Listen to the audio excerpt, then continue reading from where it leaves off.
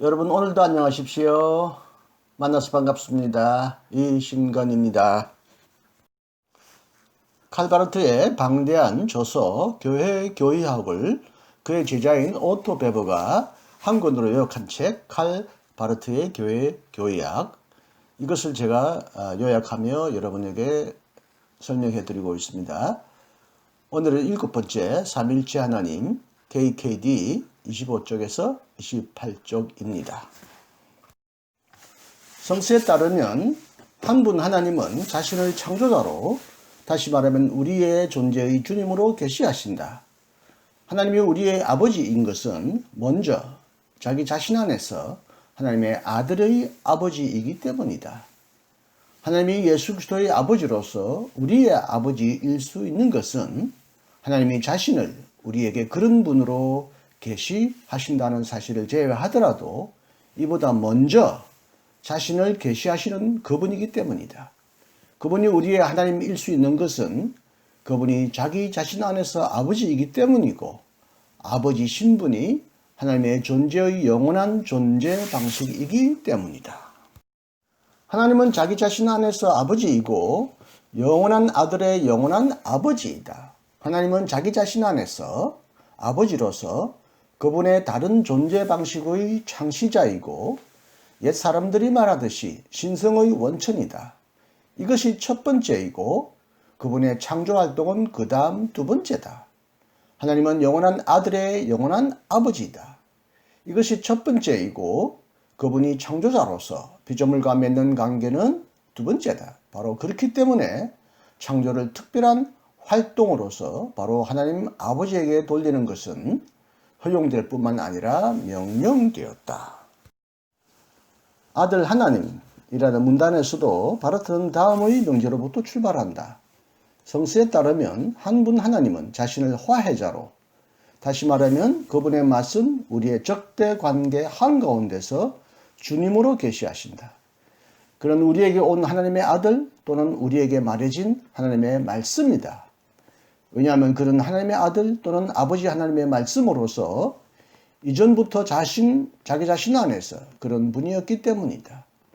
화해자는 타락한 인간 세계에서 주 하나님이며 적대 관계를 폐기하고 어둠을 돌파하는 하나님입니다.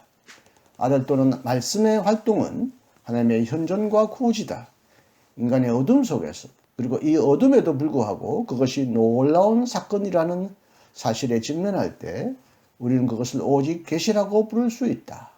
화해라는 말은 이 사실을 가리키는 다른 말이다.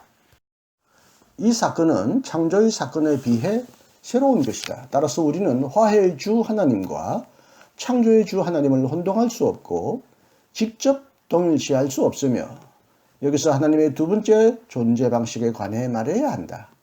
이 두 번째 사건 안에서 하나님의 전능한 은혜가 계시된다. 따라서 우리는 그 주체가 말의 완전한 의미대로 하나님과 동일하다는 사실을 인정해야 한다. 예수 그리스도는 우리를 위한 하나님의 아들 또는 하나님의 말씀이다. 왜냐하면 그는 이전부터 자기 자신 안에서 그러한 분이었기 때문이다.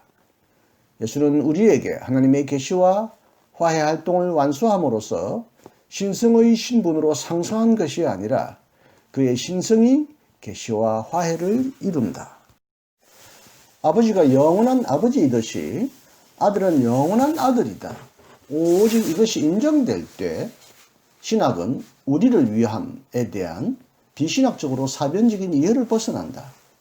만약 예수 그리스도가 이전부터 자기 자신 안에서 하나님의 아들, 영원한 아들이라는 점을 진지하게 여기지 않고 예수 그리스도가 우리를 위한 하나님의 아들이라는 문장을 이해하려고 한다면 우리가 하나의 가치 판단을 표명한 셈이며 자신 안에서 이에 대한 척도를 가지고 있다고 생각한 셈이 된다.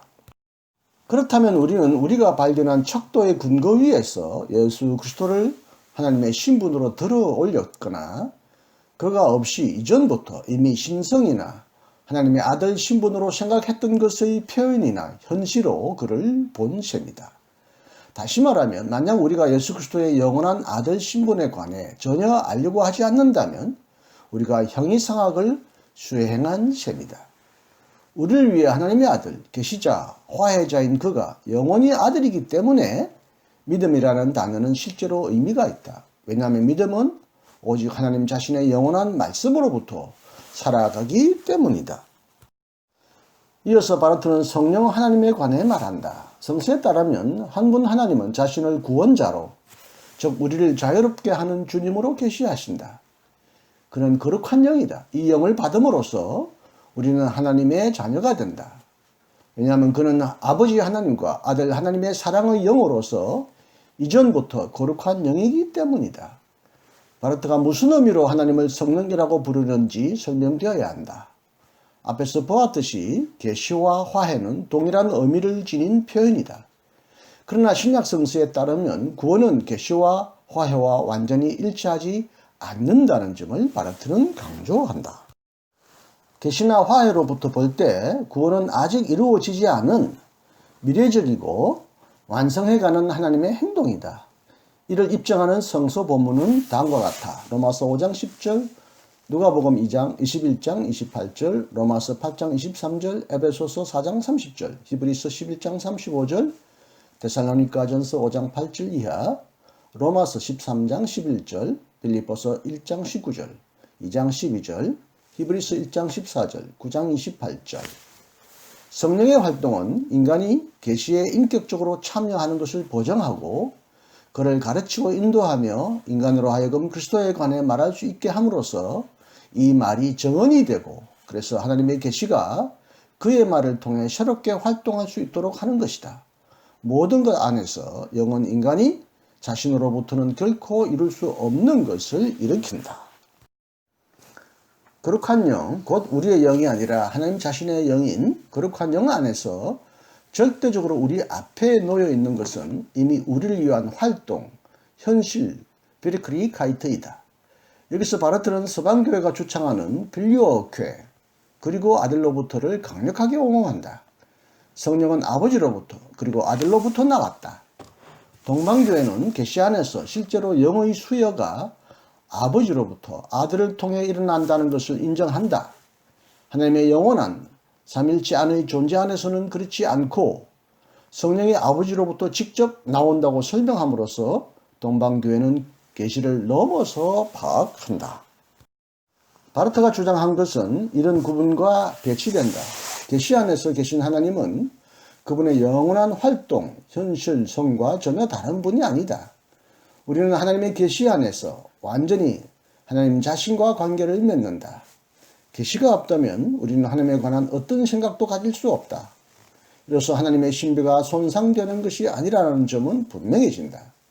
그러나 이것은 참으로 하나님의 신비, 즉 자기 자신을 주님으로 계시하시는 하나님의 신비다. 오늘도 경청해 주셔서 감사합니다. 행복하시고 건강하십시오. 안녕히 계십시오. 감사합니다. 이신근입니다.